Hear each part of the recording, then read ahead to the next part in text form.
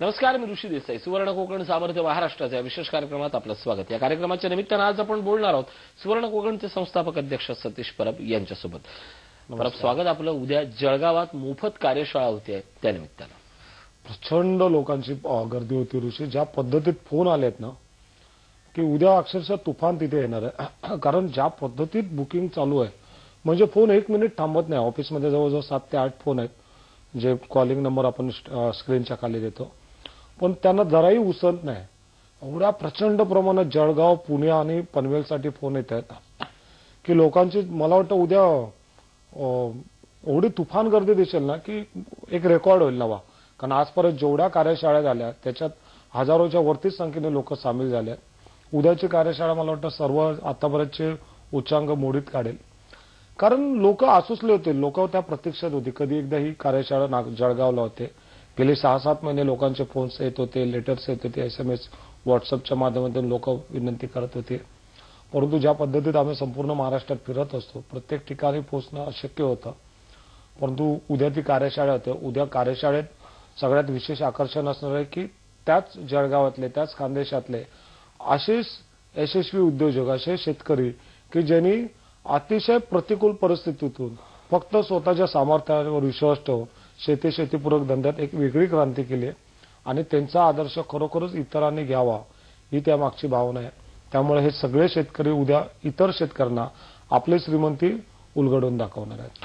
नक्कीच. मुळात प्रश्न हाच निर्माण होतो आणि किंबहुना हाच प्रश्न अनेकांचा आहे. मोफत कार्यशाळा म्हणजे काय, तर बाबा माणसं एकत्र करणं, चहापान आणि त्यानंतर एक माहिती देणं किंवा या संघर्षी सांभाळून.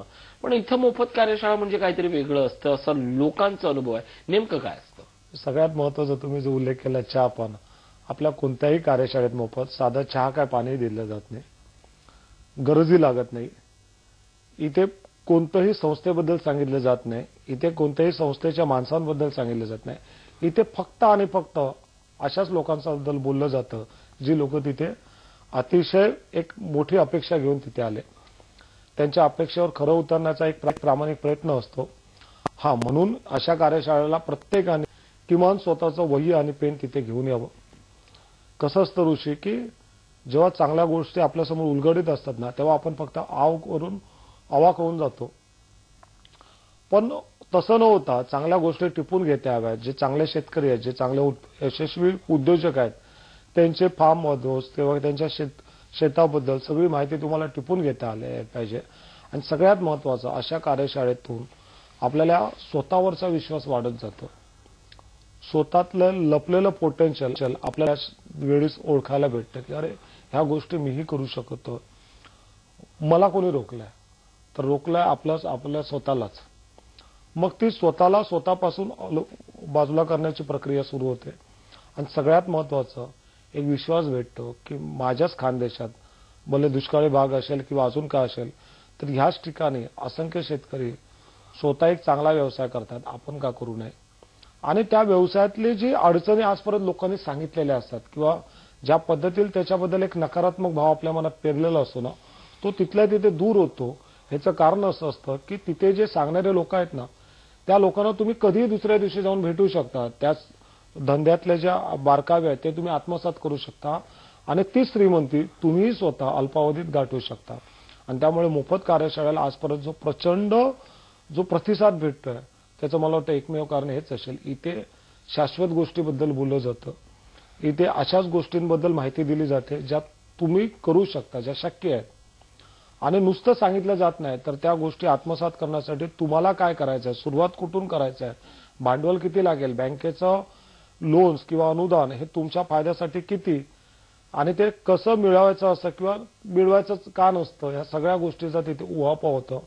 आणि सरळ शेवटी जेव्हा कार्यशाळा संपते ना तेव्हा प्रत्येक जण एक निग्रह करतो, एक निर्धार करतो की मलाही ह्या व्यवसायातली श्रीमंती हवी आहे आणि ती श्रीमंती होण्यासाठी मला अमुक मदत हवी आहे. आणि ती संपूर्ण मदत देण्याचा प्रामाणिक प्रयत्न सुवर्ण कोकणचे शिलदार करत असतात.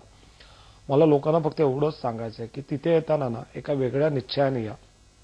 निश्चय असा करा की आज परत आपण किड्यामुंग्यासारखे जगलो, आज परत आपण सगळे अपमान झेलले, पदोपदी आपल्याला फक्त अपमान आणि अपमानच भेटला. आता तरी हे सगळे चक्र आपण थांबवूया, या अपमानाची आपण भरपाई करूया. ज्या सुखाला आपले कुटुंब, आपले आई वडील पात्र आहेत, त्यांना त्या देण्याचा प्रामाणिक प्रयत्न करूया. एक निश्चय करूया की आपणही त्यांना चांगलं जीवन देऊ शकतो, आपणही श्रीमंत होऊ शकतो, आपणही उद्योजक बनू शकतो. गरज असते की तुम्ही एक बोलता ना निग्रह करून तिथे येण्याची. आणि आज परत असं चित्र दिसलंय ऋषी, जे शेतकरी या कार्यशाळांना आले ते एका निर्धाराने आले होते, ते एका निश्चयाने आले होते आणि प्रत्येकाने आपलं भावविश्व बदलण्याचा याचा एक प्रामाणिक प्रयत्न या कार्यशाळेतून केला. या कार्यशाळेच्या संदर्भात जे आले नाहीत त्यांची आणि एक तक्रार असते, ती महत्वाची आहे की इथं तुम्ही कुठलाही कोर्स शिकवत नाही, इथं कुठली परीक्षा घेतली जात नाही आणि सर्टिफिकेट दिलं जात नाही. आम्हाला हे सगळं सर्टिफिकेट हवंय आणि सर्टिफिकेट मिळत नाही तोपर्यंत आम्ही कर्ज कसं मागायचं, हे जे तकलादू कारण आहे त्याला काय उत्तर द्या? सगळ्यात पहिली गोष्ट ना, कर्जासाठी तुम्हाला कोणतरी कर्ज देणार आणि मग तुम्ही धंदा करणार, त्यापेक्षा तुम्ही तो न केलेला परवडला. काय माहिती, दुसऱ्याच्या बोलतात ना त्या कुबड्या घेऊन जगण्यापेक्षा ना ते तुमचं जे आयुष्य आता जे चालू आहे ना ते तसंच ठेवा. गरजच नाही अशा लोकांनी कार्यशाळेला यायची. आणि उरली प्रश्न ते सर्टिफिकेट काय ते कागदाचे तुकडे, त्याला किंमत किती असते ना ते प्रत्येकाला माहिती आहे. असं कोणतंच कर्ज कोणतीच बँक देत नाही कोणत्याही सर्टिफिकेटच्या आधारावर. सर्टिफिकेटपेक्षा ना तुम्ही काय करू शकता ना ते खूप महत्वाचं असतं. सर्टिफिकेट काय आपल्याला फ्रेम करून पूजायला यायचे आहेत का तुम्हाला? आणि त्यांनी तुमच्याकडे श्रीमंती नाही येत आहे किंवा त्यांनी तुमचा व्यवसाय चालू होत नाही, तर व्यवसाय कधी चालू होतं तर तुमची इथे ठिणगी पेटली पाहिजे. तो जो दडलेला ज्वालामुखी आहे ना तो उसळला पाहिजे आणि तो ज्वालामुखी उसळण्याचं काम ना ह्या कार्यशाळेत होतं.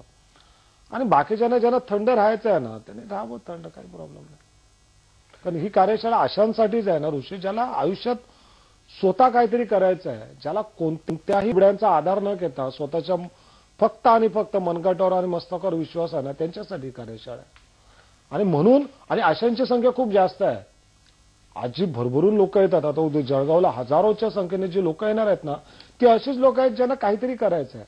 त्यांना कोणत्याही कुबड्याची गरज नाही, ते स्वतःच्या हिमतीवर आयुष्यात पुढे जाऊ शकतात. एक महत्वाचा प्रश्न की या सगळ्याच्या संदर्भात आपल्याला राईट उद्योग मिळत नाहीये, मला करिअरला मार्ग मिळत नाहीये, जगण्याची दिशा मिळत नाहीये. बेसिकली या सगळ्या प्रश्नांची उत्तरं मोफत कार्यशाळेत येतात तेव्हा त्यांना कळतं की आपण कोण आहोत याची पण त्यांना ओळख झालेली नसते. या कार्यशाळेतनं ती कशी ओळख निर्माण होते? कसं असतं ऋषी माहिती आहे, आपण आपल्यालाच विसरलो, म्हणजे आपण कोण आहोत, काय करू शकतो किंवा काय करण्याची इच्छा आहे सगळ्या. कारण हे सगळं संपलेलं असतं. काय असतं, जेव्हा अभिमानच संपतो ना ऋषी तेव्हा तो संघर्षात तो जवमच उरत नाही. आणि ती गुलामगिरी आपल्याला एक ना त्याचं काय वाटतच नाही, त्या गुलामगिरीचं. माणूस जगायचा म्हणून जगतो. आणि ही अशी मुरदाड लोक नको आहेत आपल्याला, कारण ह्यांच्या हातून काहीच होणार नाही. आपल्याला अशी लोक हवेत नाही ज्यांना खरोखरच आपल्या परिस्थितीबद्दल ना गरिबीबद्दल चीड आहे, प्रचंड राग आहे आणि त्या रागाच्या भरात त्यांनी असा काही निश्चय करावा, अशा काही चांगल्या गोष्टी कराव्या ज्यातून त्याच्या पूर्ण आयुष्याचं भावविश्व बदलून जाईल. कारण प्रचंड अपेक्षा आपल्या आई वडिलांच्या असतात, आपल्या बायकोच्या असतात, आपल्या मुलांच्या असतात, समाजाच्या असतात. पण या सगळ्याची मुस्काटदाबी करून आपण जगत असतो. जगणे ह्याला बोलत नाही, ह्याला तर असं म्हणतात म्हणजे प्रेतासारखेच आपण पडून असतो. आपल्याला कोणी बोललेल्याची आपल्याला काय वाटत नाही. आपल्या बायकामुळं उपाशी पोटी राहतात, अपमानित जगतात, त्याचं आपल्याला काय वाटतं, कशाचं काही वाटत नाही. आणि अशा थंडगार लोकांसाठी ही कार्यशाळा नाही, ही कार्यशाळा अशाच लोकांसाठी आहे ज्यांना आयुष्यात खूप काही करायचं आहे आणि ते प्रामाणिक प्रयत्नातून करायचं आहे. कारण श्रीमंती ही सोपी आहे, प्रत्येक धंद्यातली श्रीमंती सोपी आहे. फक्त तिच्यापर्यंत कसं जाणं ना हे ओळखणं महत्वाचं आहे. आणि ते कसं जाणं, ती श्रीमंती कशी आत्मसात करणं हे जर तुम्हाला समजायचं असेल ना तर ह्या ज्या कार्यशाळा असतात ना मोफत कार्यशाळा ह्या प्रचंड मदतकारक असतात. त्यामुळे जास्तीत जास्त लोक ह्या कार्यशाळेत येतात, त्यातली श्रीमंती समजून घेतात आणि मग त्या मार्गावर चालून स्वतःचा एक यशस्वी उद्योगधंदा उभा करतात. यशस्वी उद्योगधंदा उभा करण्याचा राज्यमंत्र म्हणजे सुवर्ण कोकण. या कार्यशाळेत किंवा या चळवळीत आलेल्या माणसानं एकदा कार्यशाळा अटेंड करावी आणि त्यानंतर स्वतःला चॅलेंज द्यावं. दुनियेला चॅलेंज देण्याच्या गोष्टी फार पुढे असतात, फार मोठ्या असतात. स्वतःला चॅलेंज देण्याची जेव्हा वेळ येते ना तेव्हा आपली ताकद खऱ्या अर्थानं प्रतिष्ठा ही पणाला लागते आणि आपण त्यात जिंकतो. अशी जिंकणाऱ्या माणसांची संख्या आज 20 ते 25 हजारांच्या घरात गेली आहेत. कारण याच कार्यशाळेत येऊन 25,000 माणसांपेक्षा जास्त लोक स्वतःचा व्यवसाय आज मोठ्या जिद्दीनं हिमतीनं उभा करतायत. तुम्हाला जर या सगळ्याची सुरुवात करायची असेल तर आवर्जून आहे, आणि ही सुरुवात 28 ऑगस्ट पासून होते, अर्थात उद्याच्या भागापासून. उद्या जळगावमध्ये मोफत कार्यशाळा आहे, पनवेलमध्ये शेळीपालन आणि कुक्कुटपालन या विषयावरची कार्यशाळा आहे, तर पुण्यामध्ये दिवसभर फक्त कुक्कुटपालन या एकाच विषयावरची कार्यशाळा असणार आहे. या कार्यशाळेत सहभागी व्हायचं असेल तर स्क्रीनवर दिसणाऱ्या नंबरशी या क्षणी संपर्क साधा. एक छोटासा ब्रेक घेतोय. पाहत रहा सुवर्ण कोकण, सामर्थ्य महाराष्ट्राचे.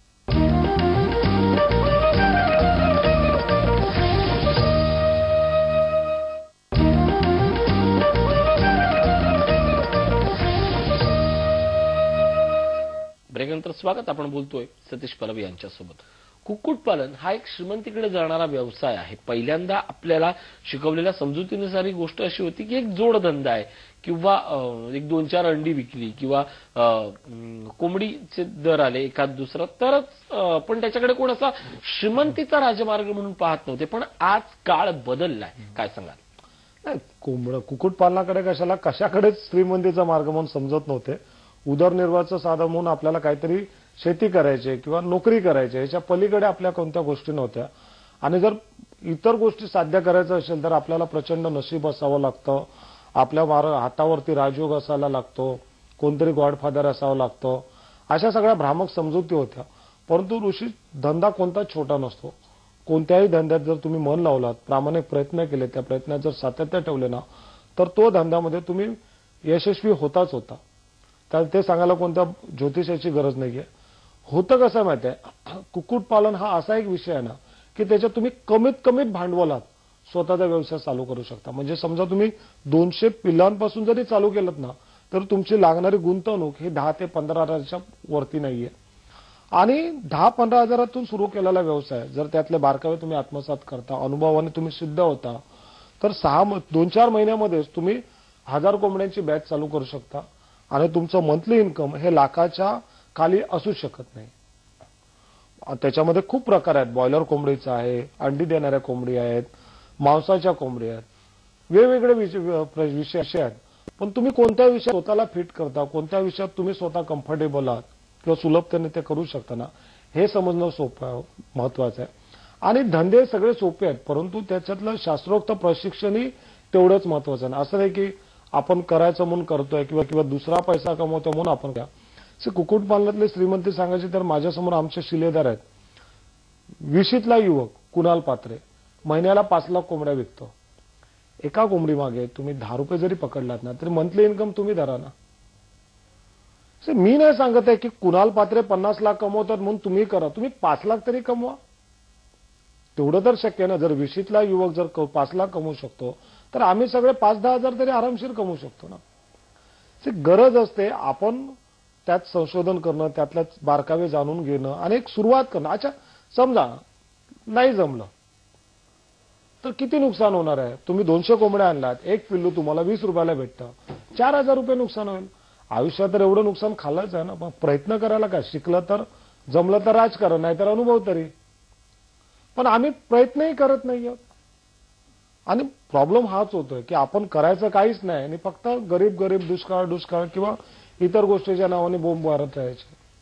तुम्ही करा, त्याच्यातले धडपडाल, नंतर हळूहळू चालायला लागाल आणि एकदा चाललात की ताटमानेने जगू शकाल. श्रीमंती प्रत्येक कुक्कुटपालन असो, शेळीपालन असो, सगळ्या व्यवसायात आहे. आपण कोणतं सुरुवात करतो ना, तो खूप महत्त्वाचा. आणि सुवर्ण कोकणमध्ये फायदा होतो ना की तुम्हाला जर सुरुवात करायची असेल, जर सुरुवातीपासून ते शेवटपर्यंत म्हणजे यशस्वी शिखरावर जायपर्यंत ना, तुम्हाला कोण ना कोण मदतीचे हात समोर असतात. तुम्हाला लागणारी सगळी मदत हे सुवर्ण कोकणच्या क्षेत्रात करत असतात. त्यामुळे तुम्हाला तसं घाबरण्याचं किंवा अपयशी होण्याचे भीती मनात ठेवूच नाही. कारण आज परत सुवर्ण कोकणच्या कार्यशाळेत येऊन ज्यांनी आपले व्यवसाय चालू केला, त्या कोणालाही अपयशाचं नाव निशाण माहीत नाहीये. प्रत्येक जण 100% यशस्वी होतं. याचं कारण असं आहे ना की इथे धंदा सुरुवात करण्याच्या अगोदरच ना, त्याचा जो मुख्य पाया असतो किंवा जे अधिष्ठान असतं ना, त्याबद्दल जबरदस्त मार्गदर्शन या प्रत्येक कार्यशाळेतून केलं जातं. नक्कीच तुम्हाला श्रीमंत बनवण्याचा, तुमच्यात आत्मविश्वास भरण्याचा सगळ्यात जवळचा मार्ग म्हणजे या कार्यशाळा. उद्या 3 कार्यशाळा होत आहेत, पनवेल, पुणे आणि जळगाव. या कार्यशाळेत जर सहभागी व्हायचं असेल तर स्क्रीनवर दिसणाऱ्या नंबरशी या क्षणी संपर्क साधा. एक छोटासा ब्रेक घेतोय. पाहत रहा सुवर्ण कोकण, सामर्थ्य महाराष्ट्राचे.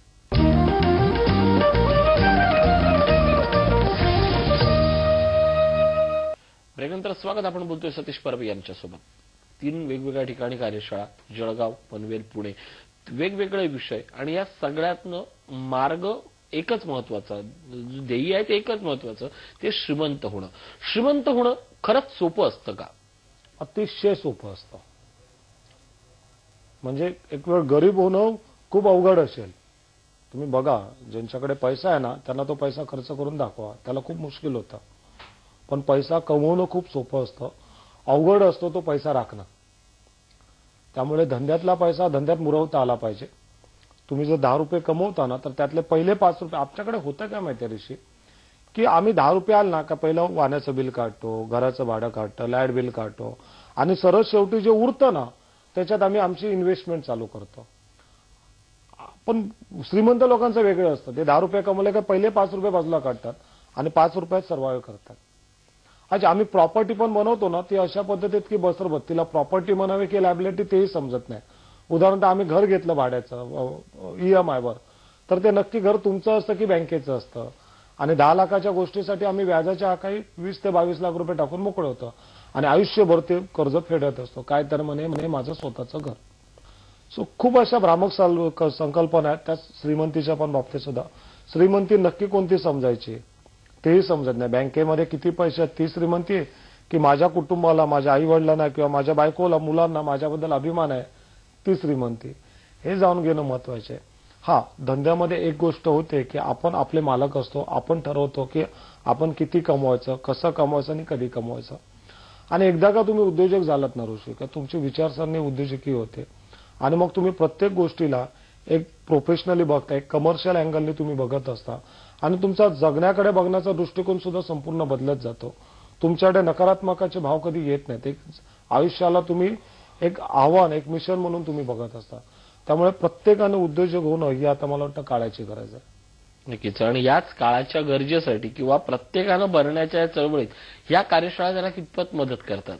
नाही, अतिशय महत्वाच्या आहेत. कसं होत आहे की कार्यशाळा म्हणजे नक्की काय, तर एक श्रीमंतीचा तिथे जागर असतो. तिथे असेच यशस्वी आणि प्रतिकूल परिस्थितीत बोलतो ना, त्या परिस्थितीला सामोरं जाऊन त्यातून ज्यांनी यश खेचून आणलंय ना, अशा लोकांची तुम्हाला साथ संगत लागते. अशा लोकांचे तुम्हाला नाव, ऍड्रेस, त्यांच्या सगळ्या गोष्टी तिथे भेटतात. तुम्ही जाऊन तिथे बघू शकता.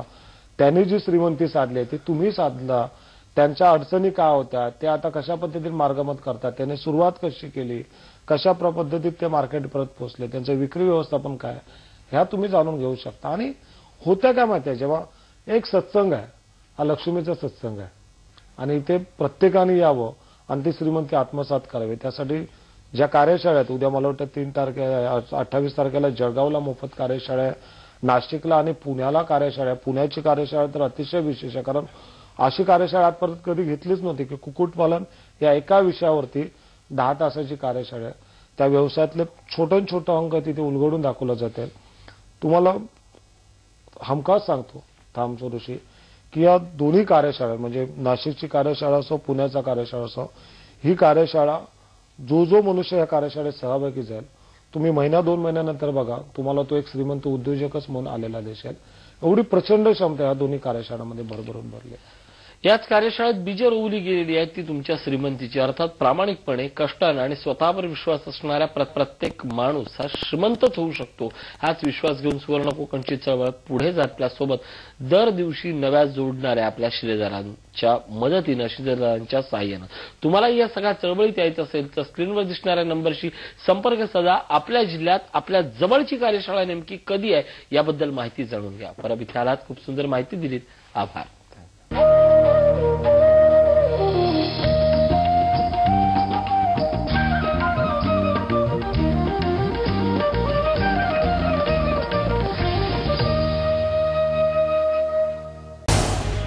झी 24 तास रहा एक पाऊल पुढे.